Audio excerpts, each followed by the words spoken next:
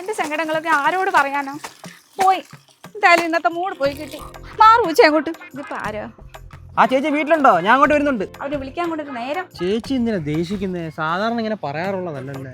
ഇനി വല്ല കുടുംബ പ്രശ്നം കാണൂ, പോയി അന്വേഷിക്കടാ. ഹേ സുട്ടാപ്പി, എന്തുവാടാ ചേച്ചിക്ക് എന്ത് വെച്ച്?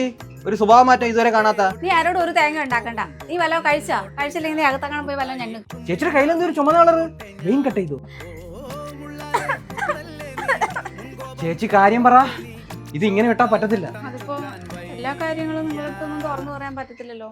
എല്ലാം ഞാനങ്ങ് ഉള്ളിൽ ഒതുക്കുക. ചേച്ചിക്ക് ഒരു ആങ്ങളുണ്ട്, ഒരുത്തനെ ഞാൻ വെറുതെ വിടത്തില്ല, എല്ലായിടത്തിനും ഞാൻ കോടതി കയറ്റും. എടാ, ഞാൻ ഓൺലൈനിൽ ഒരു ലിപ്സ്റ്റിക് ഓർഡർ ചെയ്തിട്ടുണ്ടായിരുന്നു. അത് വന്നപ്പോ എന്റെ മാച്ച് ചെയ്യുന്ന ഷെയ്ഡ് അല്ലടാ. ഞാൻ എന്ത് ചെയ്യും? വടക്കേ വീട്ടിലെ ബാക്കിലെ ഒരു ചാണാക്കുഴി ഉണ്ട്, ചേച്ചി അതീ ചാടിക്കും. ഇത്തരം ക്രിമിനലുകൾക്ക് അതാ ബെസ്റ്റ്. എന്റെ ഷെയ്ഡ് കിട്ടിയില്ലെങ്കിൽ ഞാൻ ചാവും. അതാ നല്ലത്, മാങ്ങാണ്ട്. എടാ സതു, സതു, നിങ്ങളൊക്കെ എന്റെ അമ്മയുടെ വയറ്റിൽ തന്നെ ഒന്ന് ജനിച്ചല്ല.